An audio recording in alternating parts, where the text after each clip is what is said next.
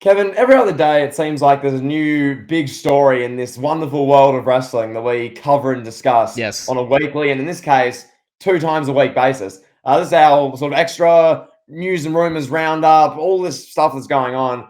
Pal, firstly, as I always ask, how you doing? Oh, I'm lovely, pal. I can't wait. We're about a week away from me making the trip to the third most dangerous city in the state of Florida, St. Petersburg, Florida, where Nick Khan is forcing us against our will as Florida citizens to go to this dangerous city to cheer on wrestlers like CM Punk and Randy Orton and L.A. Knight. I'm so excited to do that for this business, pal. Pal, that's fantastic. You're going to watch The Rock come out to confront Roman Reigns in the Fatal 4-Way to set up Rock vs. Roman in Perth, Australia for my viewing pleasure, pal. It's going to be fantastic. You mean I'm going to watch The Rock enter the Royal Rumble at number 30 and throw out Cody Rhodes without even breaking a sweat? He's gonna walk into the ring and he's going to be like, Cody, you out, and throw him out. And he's going to be like, yeah, got rid of that trash, pal. And then The Rock's going to go on to eliminate 29 other men, throw him over the top rope, and win the Royal Rumble. And go on to main event against Roman Reigns at WrestleMania 40. Well, pal, if that's what Vince, Paul Levesque, McMahon wants to book, then that'd be very Vinnie Mac. But I mean, you never know, pal. Pal, as we've said, this is a huge couple months for Paul Levesque's legacy and a huge couple months of WWE and just the context of the 2020s as a decade. So we'll get to that. There's a Rumble preview next week, pal. Plenty of bold predictions. I got a sheet of them here, which we'll save for next time. Regardless, pal, I want your quick opinions on something. Not full Royal Rumble, but as you said, you'll be there. It's a week away. The World Championship match. Clearly, Seth Rollins won't be defending his world title, as we'll get to. Roman Reigns, though. SmackDown, Roman Reigns. Talk to the people, pal. What did you think? So I watched the segment, the contract signing segment, and then we had the matches that transpired where Solo ended up fighting Randy Orton. We had LA Knight and AJ Styles punching each other, pal.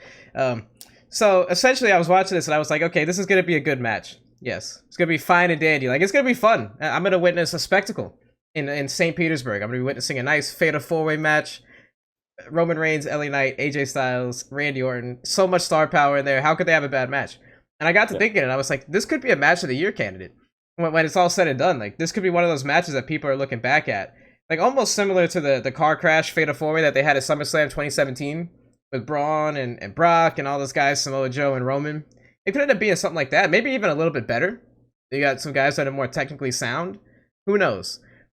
But still, I gotta say this. Okay, Roman Reigns, he's here. He's appearing. That's a good thing. We gotta give him a golf clap. Roman Reigns is here. He's making an appearance. He was on SmackDown. Job. Well done. Well done. Showing up. He's been on SmackDown every week since 2024 started, huh? Outside of last week. But yeah, he wasn't there last week. Okay, so he was on 2 out of 3. Okay. Yep. It's better than nothing. I mean, he was on, 2 SmackDowns from January to WrestleMania last year, so I digress. Something like that. Gotta give him props because he's appearing. So, that's great. I also have a theory, too. I want to address this just for a moment about The Rock. This all hit me. I was like, what if The Rock, like that promo from New Year's, leads to nothing? And we never get a Rock Roman match. We don't see The Rock on TV for 18 more months. The Rock just shows up again 18 months later, like when he's in the city, he's doing an appearance on a podcast or something, and Nick Khan is like, hey, you want to appear, pal, on SmackDown and beat up Austin Theory? I got to thinking about that. I was like, what if we really don't get Rock versus Roman? Like, there are reports that Roman is not scheduled to appear in Perth. So, when there's reports that they're looking at making a triple threat match between Rock, Roman, and Cody, disgusting. You kidding me? I would lose my mind if that's the case. Whatever, but I digress. I think there's a legitimate possibility that The Rock's promo where he was like, I'm gonna eat at the head of the table, bro. I think there's a legitimate possibility that just leads to nothing. This is the thing, right? It's so up in the air. I don't know. If it does, I mean, at least for this year, I wouldn't be opposed. This year it physically does not work with the timing. Everything else is going on.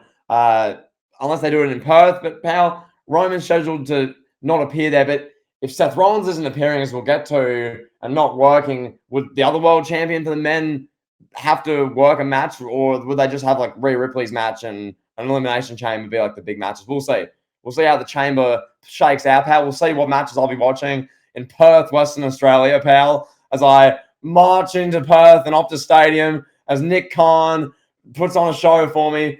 We'll see, but you get patted down by Roman Reigns supporters at the airport. I get like crash tackled by these Samoan Roman Reigns fans. I get held up at the airport.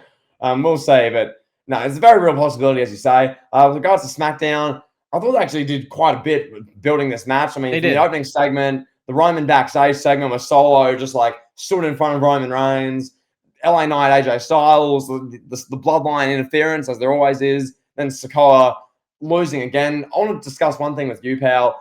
There's been a bit of discourse on, I mean, this is a Twitter thing, but just generally about Solo Sikoa. People saying, using the terms industry plant, he's literally, what is he good at? Like, people are starting to not see through him, but just be like, bro, like, the fact is he's in every, like, main event segment just about. What is there really to him? What is this guy? He got pin clean again last night by Randy Orton. I'm watching that going, so this guy just destroyed Cena. Like, Cena was nothing. Ended Cena's career. Cena's, like, crying, waving to Saudis at Crown Jewel. Now, this is like the 15th time in the past 3 months, Solo's been pinned clean. It feels like every time I watch SmackDown and Solo wrestles, he's getting pinned clean. This time it was Randy Orton. I'm like, well, what was the point of him destroying Cena the way he did if he's just getting pinned clean again and again here? Like, it seems counterproductive. You know, either have him be really strong and just dominant and at least try to make him seem like, not unbeatable, but like really legitimate, or just why'd you do the Cena thing as is? You know, thoughts?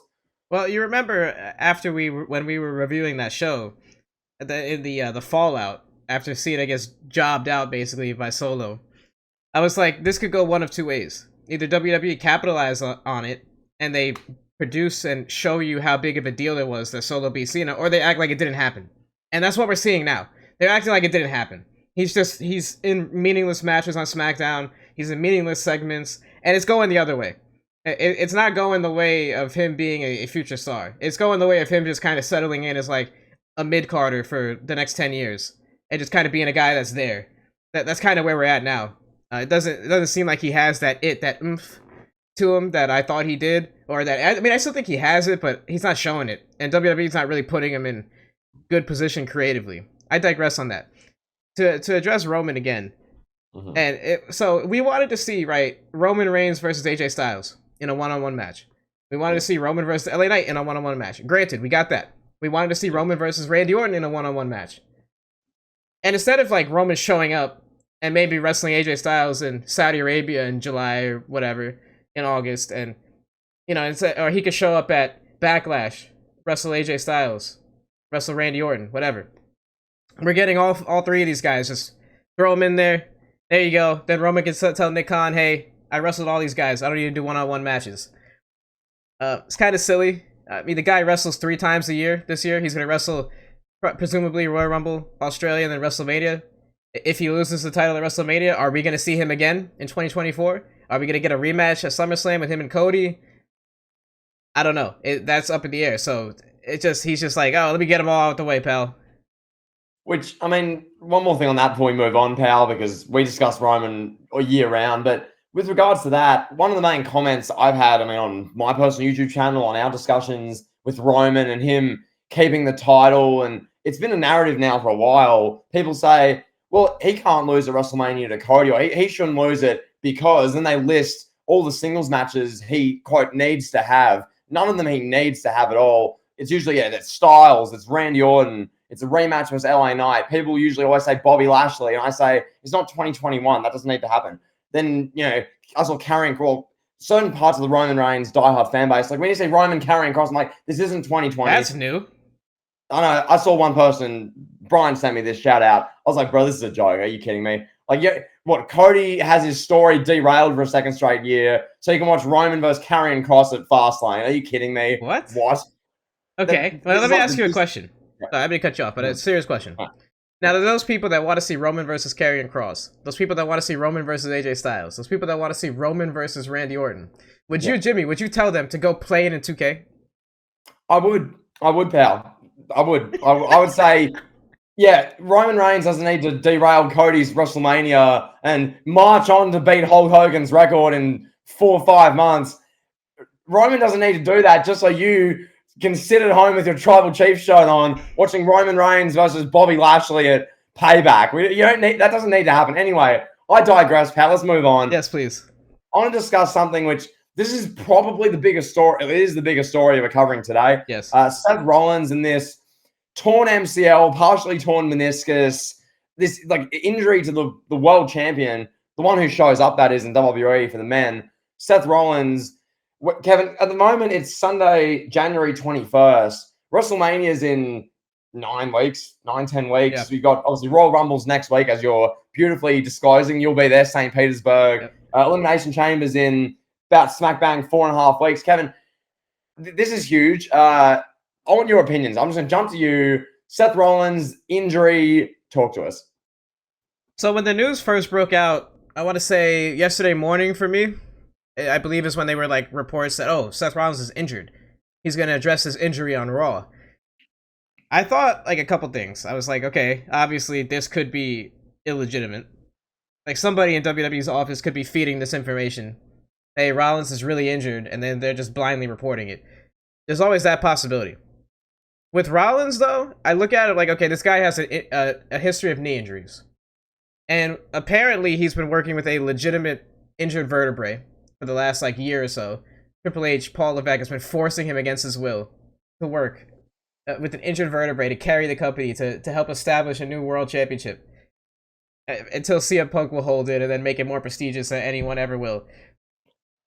So, now with that being said, because of Rollins' history with injuries, I'm iffy on this.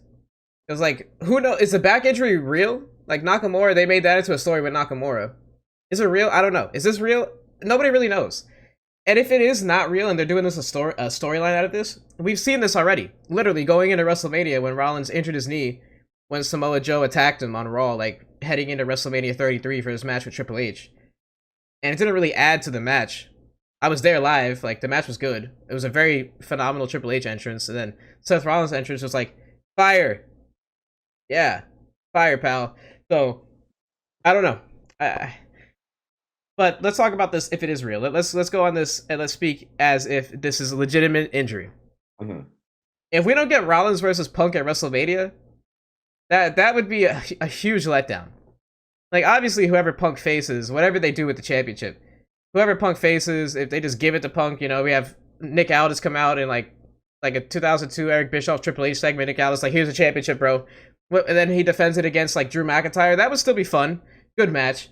But Punk and Rollins, that's the match with the oomph. That's the match with the spice. That's the match with that's like, it's, you know, there's matches that are here that are good. But that Punk Rollins, that's great. That could be an all-time great WrestleMania main event that we're talking about for the next 10 to 15 years. And if it's gone because Rollins tweaked his knee in the match with Jinder, man, that would be really unfortunate. Well, firstly, I'll say Tony Khan was right. Jinder Mahal versus Seth Rollins shouldn't have happened, if that's true. Just objectively speaking, Tony Khan was bang on. Wow. So can we show some respect to the boss of AEW, firstly? So there's that. Yeah, of all people, we should be showing him respect, yes. There we have it. With regards to this Seth Rollins situation, this one is potentially landscape changing. Yes. To WWE's biggest show in years, WrestleMania 40. This is like an anniversary WrestleMania. My opinion on this is as follows. If this is legitimate, if Seth Rollins has torn the MCL, torn the meniscus, the doctors can't do anything to absolutely speed that up, make sure he's 100% good to go. The fact of the matter is you're running into WrestleMania with a major risk. You have Seth Rollins with basically one knee working this world title match against CM Punk. Now, the reality of that is it's wrestling, Kevin, as we know. Getting people to watch the match and want to see the match is 95% of the battle. If the match ends up being maybe lackluster, they can probably have another match down the line, which will be better. It's about making people want to see that match. So in that regard, there's that. But there's the what if, Kevin. What if 5 minutes into the match, Seth Rollins goes to do a clothesline, he steps onto this knee, and it buckles? Then what do? You're in the main event of WrestleMania. What, does Damian Priest run out with the briefcase? Like, this is your main event. Well, you call an audible and you have Snoop Dogg come in and hit a people's elbow. That's the clearest day audible there.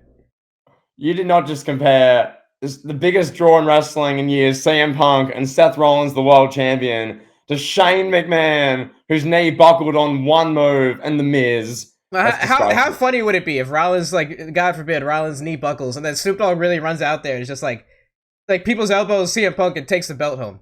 Like that'd be funny if WWE wants to decline in sales. I think it'd be a good move for them.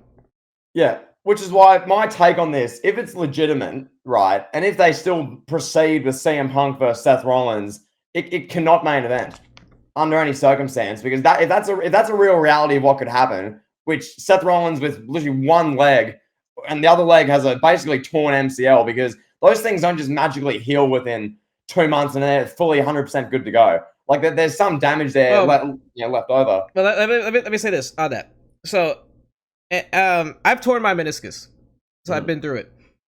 If I had surgery, I would have been good to go up and walking in like a month. The doctor said, but he was like, oh, you might have arthritis for the rest of your life if you get surgery. So I was like, nah, I'm gonna heal this naturally. So it took me like 6 months.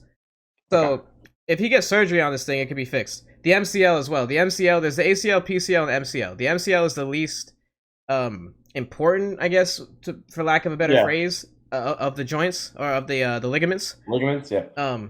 So the MCL, I think the timeline is 8 weeks, I believe. If he gets surgery like today, he'll be good to go in 8 weeks. Yeah. Oh, it's such a tricky. The timing's so tricky. They're lucky that this is WrestleMania in like 10 weeks and it's not Elimination Chamber they're trying to cut a deadline for and try and get him good to go. The alternative is if Rollins just, let's say this is worse than we think it is. Let's say it's actually something more, but they're trying to play it down even, and Rollins can't go. I'd say your option is have him maybe in a promo on Raw, like after the Royal Rumble. Once they really find out how bad this is, he's crying. He vacates the title. He says that this is great. He makes him like the most sympathetic babyface in wrestling, pal. He has to vacate the title. Adam Pearce says Elimination Chamber, Perth, that championship is on the line. And they have Punk, McIntyre, Sami Zayn, whoever, Jey Uso, all fight for the title. Then you do a match at WrestleMania accordingly. And then I think if let's say hypothetically from there, if it's say CM Punk versus Drew McIntyre for that world title WrestleMania, you'd have Rhea Ripley and Becky Lynch main event, because that's just a bigger match than Punk versus McIntyre. It just is. So that's probably like the plan C. I think you still have Punk main event just on the pure name power that Punk has. It's like if Floyd Mayweather's boxing. Floyd Mayweather's main eventing, no matter if you heard of the guy that he's facing or not. Kind of thing. Like I think you have to have Punk main event, but that's not really. I mean, it's a minor thing. Yeah, but hopefully this doesn't even have to factor into it, and it's Rollins versus Punk marches on as usual, no issues. They do a good 15-20 minute match. Knowing what we know now, that Rollins is maybe legitimately injured. Maybe he's totally fine. This is a complete just work job for the dirt sheets. But if Rollins is injured in any way, CM Punk, as we saw in AEW in the last 2 years, is an injury-prone mid-40s superstar, objectively. Don't work a 25-30 minute match. Be smart about it. Work the match sort of safely. Just they both get the main event. They can both have a good match. There's not like an asterisk on it. So, yeah. So is McIntyre the guy? Is McIntyre the guy that you would have replace Rollins? Who else would you do is what I would say. That's the other thing. But you have AJ Styles, you have Randy Orton. Jump across from SmackDown within the next 2 months? Or like, I mean, it's WWE. We don't need too much logic in there. Like Randy Orton can just be like, "Oh, I had a clause in my contract. I could appear on both shows." Like, some stupid nonsense like that. It doesn't matter how we get there. We just got to get there. I don't know. Like, I mean, I think McIntyre is a pretty good choice. I think they could do something with that too. Like Punk beats McIntyre, and then they tell the story of McIntyre like becoming this pouty heel that's like mad because he can't win anything anymore. Yeah. Like they could go full-fledged with that, which they're kind of doing already. They could just turn the volume up on that. But with this being said, so now you figure like if you're Seth Rollins, right, and the doctor tells you, hey, we could get surgery, we could fix this up. It's not gonna benefit you long term. We'd be good to go right now. You got to think Rollins. Take the surgery. Hell yeah. You got to think he's like, bro, like this is the biggest payoff of my life. Like it's the biggest payday I'm ever gonna have. It's a main event match with Punk. I'm main eventing WrestleMania. We're drawing a huge gate. Merchandise is gonna be crazy. Like you figure he's got to do it. Like this is the hottest he's ever been as a solo act in WWE. Like he's got to do it, right? Absolutely. No, if I'm him, I'm saying arthritis when when I'm 52 and my knee, like I can barely walk anymore. Like when I'm like Paul White, I don't care. Go for it. Yeah, Like, main event at WrestleMania with Punk. Like, I know, like the 40th WrestleMania, you can always show that to your kids. Be like, that's my legacy defining match. Because otherwise, with Seth Rollins, objectively speaking, at the moment, obviously there was the cash in at 31. That's like a big moment you can point to, but that was just like a run out cash in. That wasn't like a big WrestleMania and the match. RKO same night. Him.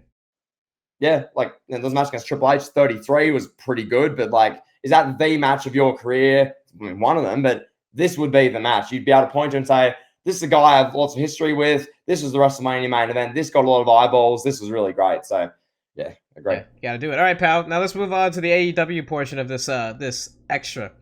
Okay, so Chris Jericho made the news recently. Not super recently as the time this video is dropping, but Jericho made the news. Yep. It's not any allegations or NDAs, nothing like that.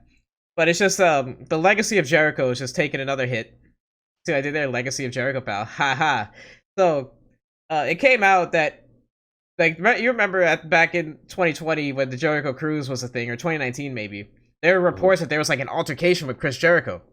Nothing really came of it. It was just like, oh, there's an altercation, no big deal. It turns out that MVP, Montel Vontavious Porter, knocked out Chris Jericho at his own cruise. And then, I don't know if it was the same day or later on at another cruise, Jericho was scurrying away from MVP. It was like, I don't fight jobbers, bro. I don't fight jobbers. So Jericho notoriously, this is complicated because Jericho notoriously put Goldberg in a headlock back like 20 years ago in the WWE locker room. And then he notoriously stood up to Brock Lesnar after Brock Lesnar busted open Randy Orton with elbow strikes when the rest of the locker room was kept in the dark on what the creative was for that. So Jericho had no idea what was going on, and Jericho confronted Brock Lesnar. So Jericho's known as like a tough guy, leader of the locker room, what have you. Then the story comes out that he gets knocked out by MVP. So obviously with these other stories that are known about him, he's not going to want this to be public light. I don't know what's going on, but somebody in the wrestling media has something against Chris Jericho. Chris Jericho has done something to make these people hate him. And it's just getting worse and worse. It's a snowball of Jericho, pal. It's just snowballing downwards, where this guy was once looked at as a top 10 guy, Mount Rushmore guy. And throughout the last 4 years, he's done nothing but just chip away at his legacy. Just chip it away. All the equities built up, just chipping away. And at this point, he spent so much time outside of WWE now. It's been like 7 years or whatever. That his WWE stuff has become a distant memory. And people are kind of seeing him for what he was and what he is. He was an upper mid-carder who had a main event run for a couple years in WWE. Once in 01 for a few months. 01, 02, and then 08, 09 for a few months. Other than that, he was a mid-card guy, similar to Edge, that was just like built up by the machine. And then he went on out of WWE, had a crazy run, which is just spiraled, and he's looked like more of a the butt of the joke at this point.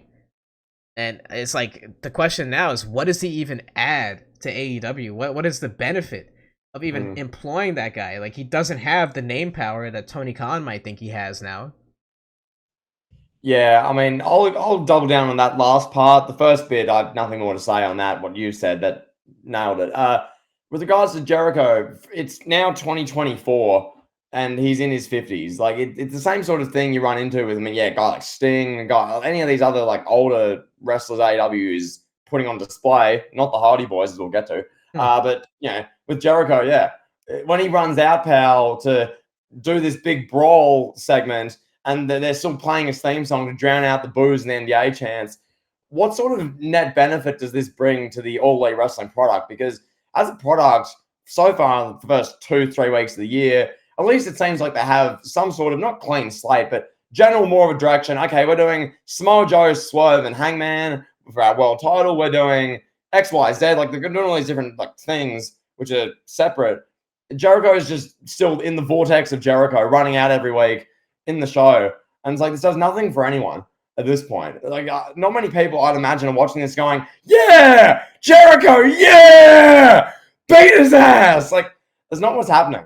People are watching it going, oh, it's Jericho again. Next. What's on next? What segment I'm watching next? What's up after the commercial, Tony?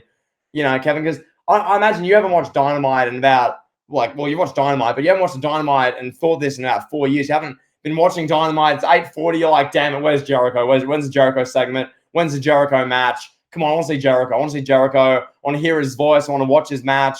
I want to see his segment. Like, when I watched AEW in the past month or two, I've been watching the show and the clips thinking, okay, when's the MJF segment going to be? When's the Swerve Strickland segment going to be? Are they going to do something with Tony Storm? If so, what? Like, that's my general sort of thinking watching it. Are they going to develop this Young Bucks Sting thing? That's what I'm thinking watching AEW. I haven't thought in years, oh my God, Jericho. That's what Tony Khan thinks when he writes down the run sheet for AEW Dynamite. Jericho, match. Wait, where's my phone? Twitter. That's Tony Khan. So, yeah, Kevin, MVP, the altercation, pal, and the cruise, pal. MVP and Jericho in the elevator, pal. I don't fight jobbers. Anyway, that's about all we want to discuss on Chris. Let's move on. Yeah, I'm just going to say the last time I thought, oh, I can't wait to see a Jericho segment was when he was feuding with Cody in 2019 when AEW first launched. That was about it. That felt like, oh, wow, Cody, big star, Jericho, big star. Ever since then, not too much for Jericho. So, now you mentioned the Hardy Boys. So this was interesting. I think it was Jeff that posted on Instagram. I want to say it was Instagram. Yep. He posted it basically, summarized it was like, me and my brother are not happy with not being booked and not being pushed in AEW. So this is the same guy that faked an injury to get out of his WWE contract and just walked out of a match, left a live show. It's like, I'm done, pal. So they got arrested like last year and made huge headlines. Everybody's like, oh my God, Jeff Hardy. Everybody's favorite wrestler that's like my age, basically. Your favorite wrestler got arrested. And then like mainstream like people are tweeting about this. Like, Jeff Hardy's still wrestling? Like, are you kidding me? So, whatever. That's the sentiment with real people, normal people, bro. Like, they're looking at the Hardy Boys. They're like, they're old. They look washed up. Why are they wrestling? Why is this AEW company employing them? Somebody's got to sit down with Tony Khan and say, bro, get these people out of here. Get them all out of here. Sting, Hardys, whatever. Like, I know it's cool. Jericho, do a clean slate. Just be like, yeah, if you're over the age of 45, you need to be like a Bryan Danielson, a guy who really contributes value to this company, or else you don't make the direction of this product. Or you got to be like AJ Styles, jacked, clean slate, no allegations, nothing against you, and you look like a star still. The Hardys don't look like stars. Matt Hardy is like looks overweight. His wife is clowning him on social media. Did you see that? Where his wife, so allegedly they're getting divorced. She made a TikTok. It was like, Matt Hardy keeps treating me wrong, and then she puts on an Edge t-shirt. Oh, Lord. Yeah, so his marriage is falling apart, and she's roasting him on TikTok and Twitter, calling him an alcoholic, drug addict, all this, saying that his temper is out of control, all this stuff. It's really bad with Matt Hardy. So I think, me personally, I think these guys, the Hardys, I think they got to focus on their personal lives a little bit, and maybe, like, I don't know, walk away from wrestling, enjoy your life. Like, you got millions of dollars, like, hang out with your wife and kids. If you're Matt, and then Jeff, maybe like focus on trying to rebuild your legacy. It's like Jeff is like, we talked about him in the top 50. Jeff is a top 50 all-time guy. I don't want to see these people, like, these were people that I grew up watching that I loved, and Jericho and the Hardys. I don't want to see them go down like this. It's sad. Like, if you're gonna be 45 wrestling, look like AJ Styles, look like Randy Orton, come from that playbook. Put the alcohol down, put the pills down. Like, enough is enough. Well, you can see why Triple H and Nick Khan have that MO they have, where if you're going to be in your mid-40s or like 40s generally or older, look like a television star, look like you are in the best shape of your life, or else you will not be getting TV time. You're better off going elsewhere. Like, you can see how that's the MO for them, because you get situations like this where, I mean, you say the Hardys would have millions. The Hardys, and they strike me, obviously, I don't know this. This is just what I'm observing based on what we're saying here, what you're discussing.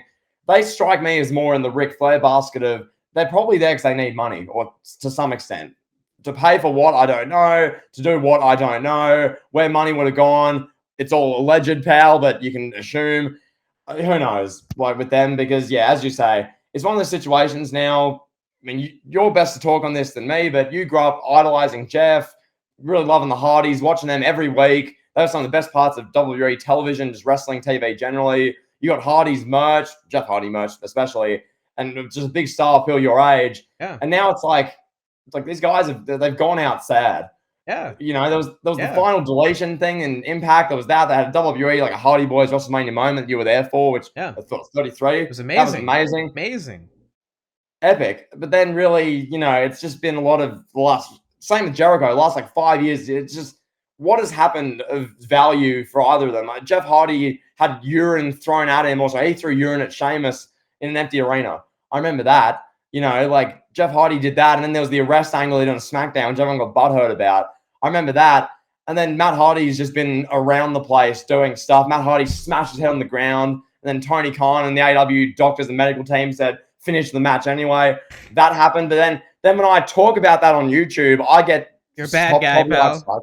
Anyway, we move. We can move on to the next topic, but yeah, they're going out sad. I think. Like, bro, I've been to concerts. Like, I've been to Bad Bunny concerts in stadiums. I've been to like festivals. I've never heard a pop as loud. I've never felt a crowd reaction as loud as it was when the Hardys returned at WrestleMania 33. I get goosebumps thinking about it. That's the loudest I've ever heard a crowd, like ever. And I was there when Ric Flair retired, and you know, I've been at Royal Rumbles and Rey Mysterio won. I've been to a lot of stuff, and that was like just so many moments from my childhood.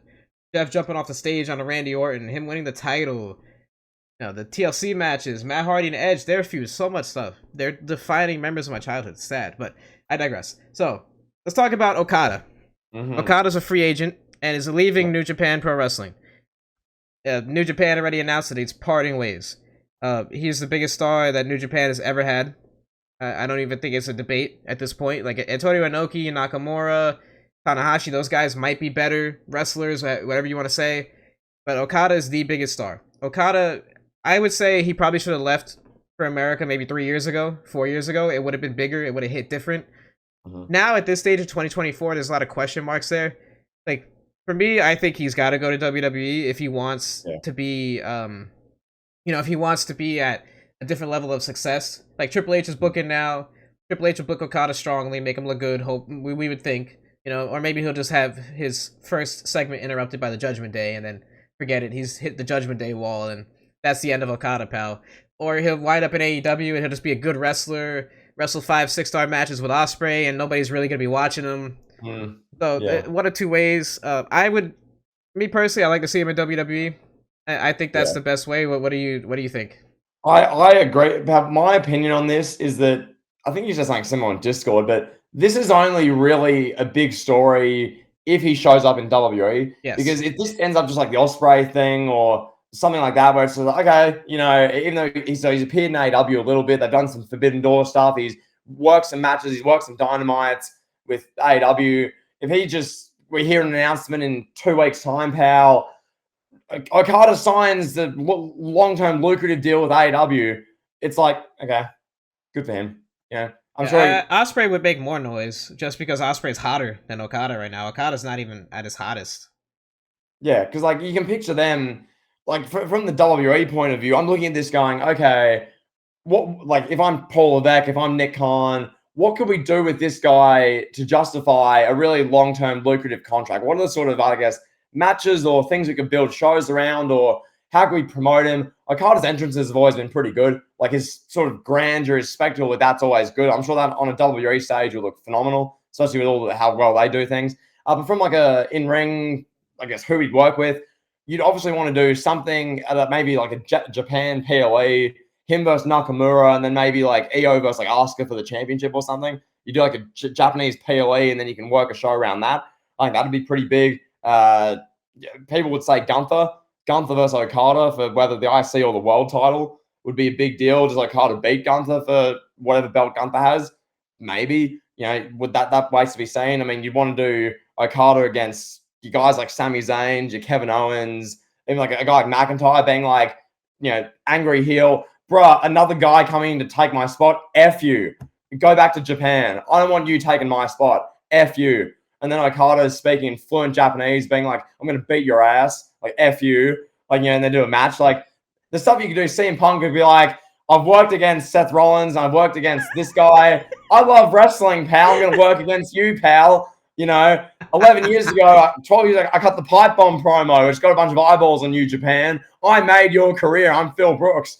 And then Oh Okada my can be god. like, I'm the rainmaker. I make things rain. And then they can do a match. Wow. There's that. Very creative, pal. There's options, pal. I mean, he can have a match against.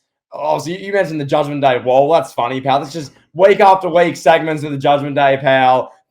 A million matches against Damian Priest, a million segments where Dom is saying you suck and the crowd's booing Dom. Rhea Ripley trying to like flex on you, even though you're like the greatest Japanese wrestler ever. That could happen, but no, there's more of interest for me in WWE. He's already done the stuff against Bryan in AEW. You could say, oh, Okada Omega needs to happen again in AEW. I mean, if you want to say that, I mean, neither of those guys are in their prime like they were 6-7 years ago when they did those matches initially. Those were like matches 7 years ago in there. Both guys, Apex, Okada and Omega. Now in 2024, Kenny Omega is legitimately fighting for his life with the health situation.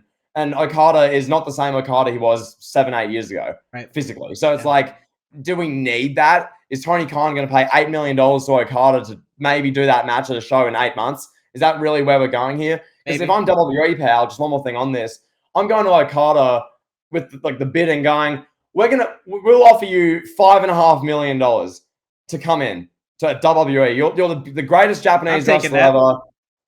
$5.5 million. Knowing full well Tony Khan will hear about this and go, he's $7.5 million, and then Nick Khan could be like, he's not worth $7.5 million. This clown over in Jacksonville, goon. Hey, Paul, $7.5 million for that guy. If I were Okada, I'd take $5.5 million. You're gonna make way more than that in merch, and payoffs. Like I'd be like, yeah, bro. Okay, so now Okada, yeah, I mean it's a big story. Another big story. Another free agent, pal. Nick Nemeth, your favorite wrestler. It should have been me. Your favorite wrestler, pal, Dolph Ziggler, now known as Nick Nemeth, is here, baby. He's showing the world what he got in TNA. I honestly, I think it was the best move for him. Really, like, he could be a big fish in a small pond in TNA, versus going to AEW and just being like another like figure in the toy box. I mean, he's got eyeballs on him. The YouTube clip of his debut in TNA has like 1 million, like 1.5 million views, something like that. Yeah. He's drawing traction. He's drawing ratings. He's got people talking. That promo that he did was crazy. I can't remember who it was with. I don't remember who it was, but somebody was like, oh, they're just going to be wondering whatever happened to Dolph Ziggler. They're not going to be talking about your TNA run, pal. Who was it? Man, I'm drawing a blank. I can't remember. I don't know. But that was wild. Good. Yeah, pal. I will say, from the TNA point of view, this is like the most, I guess, notoriety something they've done's got in a while, at least. You know, like, I'm trying to honestly think when the last time something TNA did that's like on screen for the benefit of their show, not just like some behind the scenes drama. Like, I'm not talking the Tessa Blanchard drama from like 3 years ago, where there was a behind the scenes scandal with her being like a horrible person allegedly. I'm not talking about that stuff, but like on screen, as you say, this is racking up views. This is in the millions on YouTube, on X, and all these other socials. People are paying attention. They're interested in this. This is a big deal for them. Personally, is this enough to make me want to watch Impact or watch the segments or watch TNA? No, I'm just not, I don't care. Like, personally speaking, I'm not going to pretend like, oh my God, Nick Nemeth and TNA. It's good for him though. As you say, I agree. This is the career move of choice. This was the one to make. WWE let him go, so that's out of play.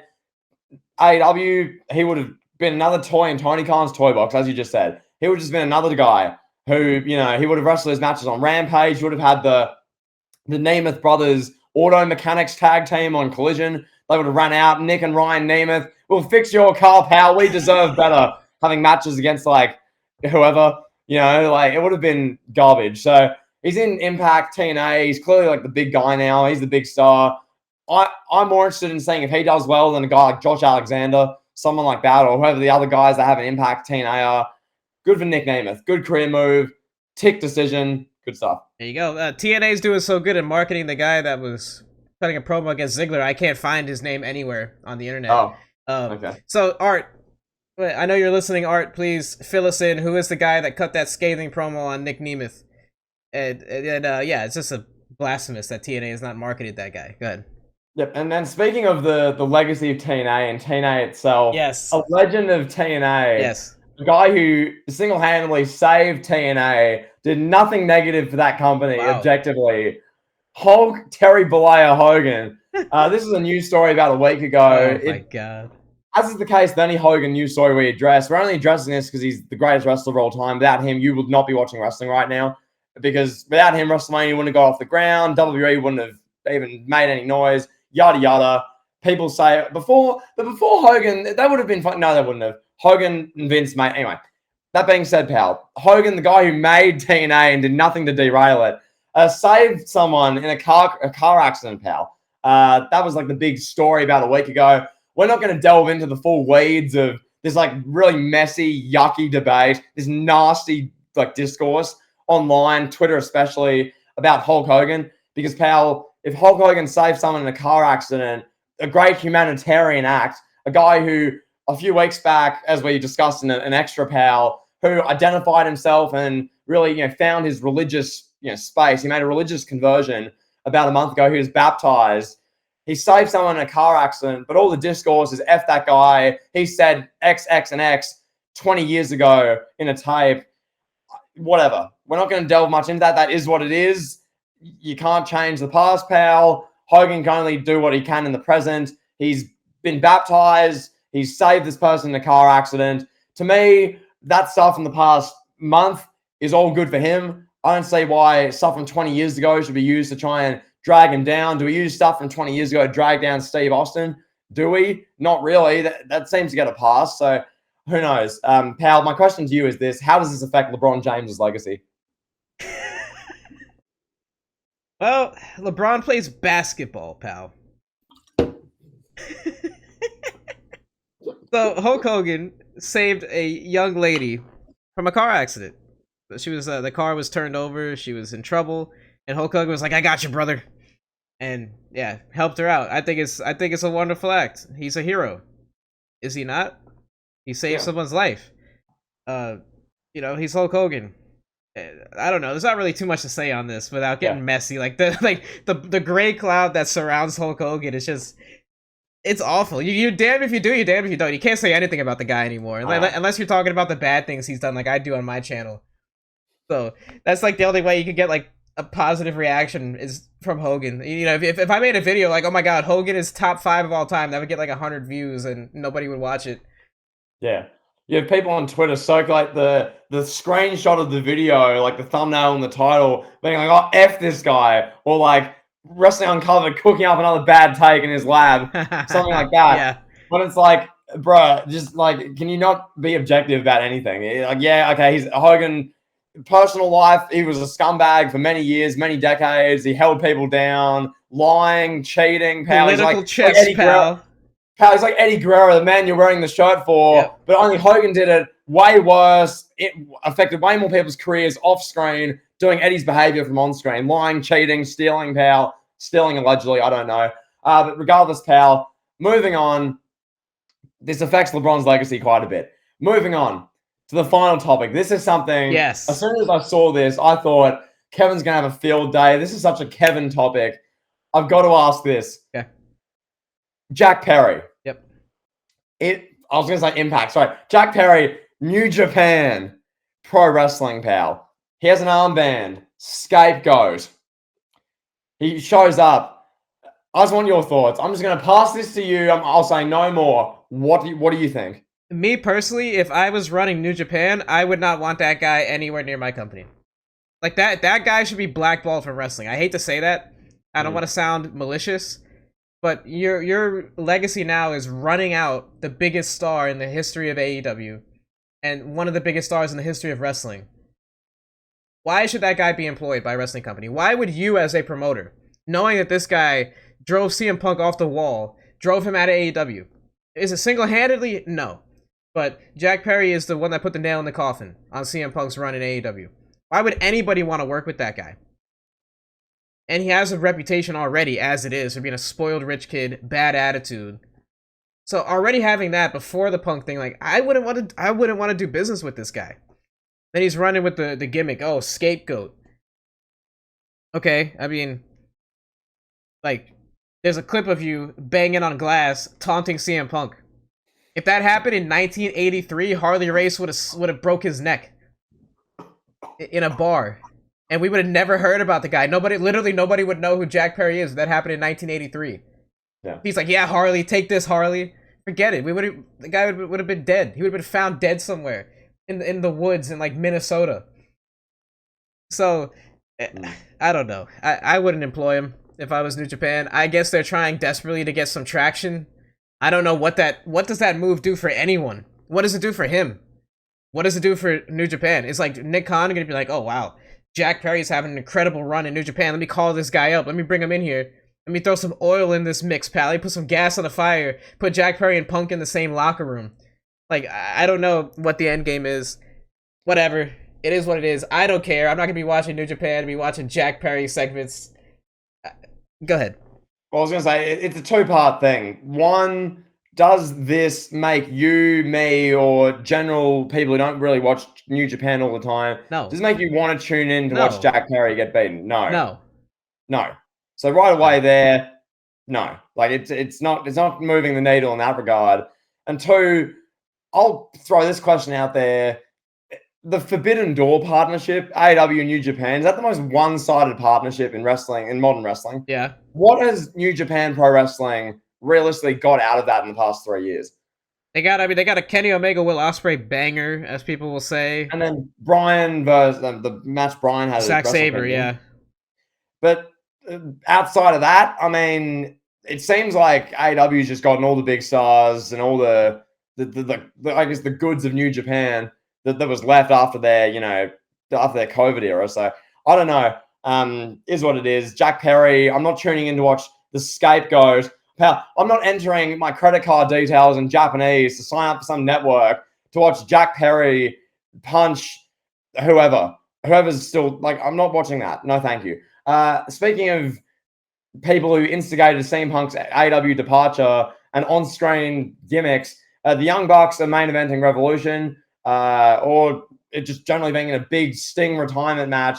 They're the heels. I mean, fair enough. I want to see Sting beat them up. Sure, I'm sort of interested. They're playing up more this like EVP sort of gimmick. Just they're generally playing up that everyone hates them. Like we're the Young Bucks. It seems like their presentation's been, I guess, tweaked a little bit on television. It's not just them running out, doing their stuff, and then acknowledging the crowd once. Actually, more so living it, I feel like, in recent Dynamite segments. Kevin, I'll ask you, the Young Bucks in the main event of Full Gear Revolution, the Young Bucks being these heels, playing up on what happened with CM Punk. What do you think? Like, where are you at on that? Do you hate them more now because they're living the TV? I don't know. Where are you at on that? I don't really care for it. Okay. If CM Punk's not involved, I don't care for it. I want to see it with CM Punk. What is the payoff now of this Young Bucks EVP gimmick? What is the payoff going to be? What, the Young Bucks versus Swerve Strickland in a 1-on-2 handicap match at Double or Nothing? Like, what is the end game here?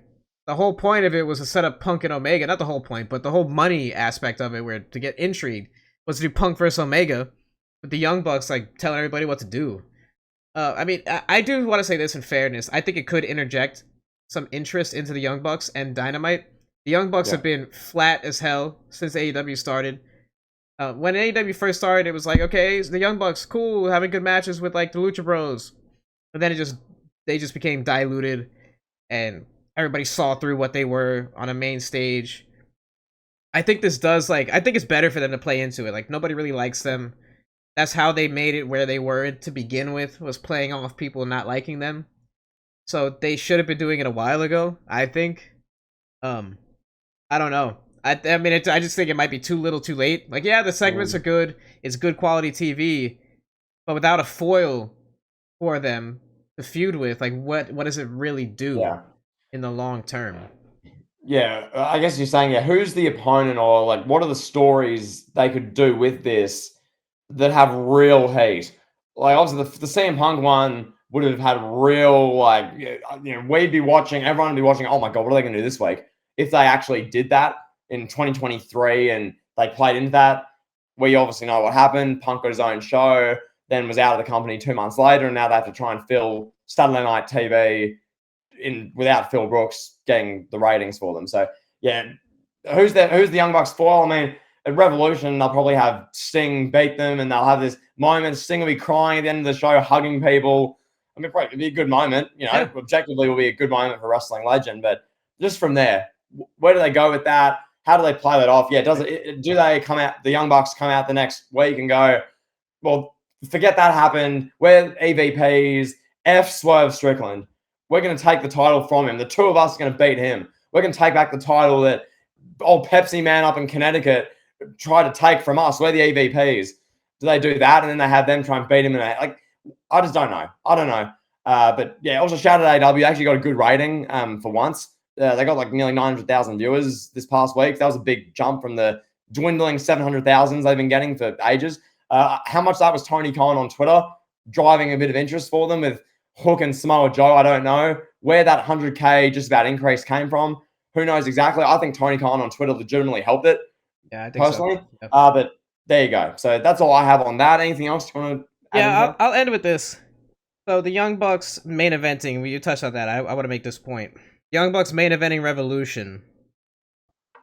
It just AEW doesn't have their priorities straight, is what it's telling me. Like, yes, Sting, great. He's having his send-off. Farewell. Goodbye, Sting. Enjoy retirement. That does not need to main event a pay-per-view over the AEW title presumably changing hands and being like and indoctrinating this guy, Swerve Strickland, who's now going to be your big star. I don't know if indoctrinating is the right word, but enshrining your big star is Swerve Strickland, who's going to be the next guy that's going to lead them into the 2024 and beyond. That's going to be underneath Sting having his last match with the Young Bucks and Darby Allin in a tag team match. That doesn't mean anything. Like, yeah, it's a great moment for the one night, but like long term, you got to have the championship main event. That you're setting off the reign on a bad foot. You're already telling us that Swerve Strickland and Samoa Joe are less than MJF and Hangman. You're telling us that those guys are less than MJF. That's not a good way to start a reign out. Like, if MJF was there, MJF is main eventing the pay-per-view. If you're doing MJF versus Swerve Strickland one-on-one, that's going to main event over Sting. I would think. I mean, unless, I'm sure MJF and Swerve would be like, oh yeah, we're company guys, we'll go underneath. But a smart businessman would be like, that's the main event. That's a money match. That's a gate. I don't know. Well, Kevin, we have precedent for when WWE did something very similar to this with Crown Jewel this past year with Cena. Cena all time being way better than Sting as far as name notoriety, status, all of it. Cena's a Mount Rushmore. Some say he's the GOAT. His big, farewell or send off where he's like thanking everybody, takes off his armband. It's an emotional moment. That happened like third on the show. And then the main event was, your world champion facing a guy who's going to be around LA Knight for a number of years, drawing gates, merchandise, and that's Cena. This is Sting in 2024. Steve bought in 65. Let's be real here. This isn't 2021. This isn't when he just came back at Winter is Coming 2020, and it was the big OMG moment. Oh my God, Sting, Shivani's yelling, Cody's involved. It's not 2020. It's 2024. This match should be going on like 5th. Then you do a women's match. Then you do whatever Swerve Strickland match you want to have main event. That's the reality, but it's not what's going to happen. It's interesting, but it is what it is. So, pal, anything else? Oh, let's get out of here, pal. This has been a hell of an episode. Little rumor roundup. We could do like one of these or two of these a year where there's like so many news stories. Like we had a fluctuation of. I mean, if you guys want to see more of this stuff, let us know. We'll be happy to do more. But sometimes we feel like there's just not enough juicy, newsworthy stories. So I hope you guys enjoy this one, and we'll talk to you on the next one.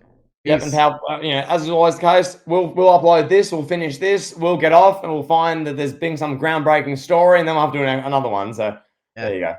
Peace.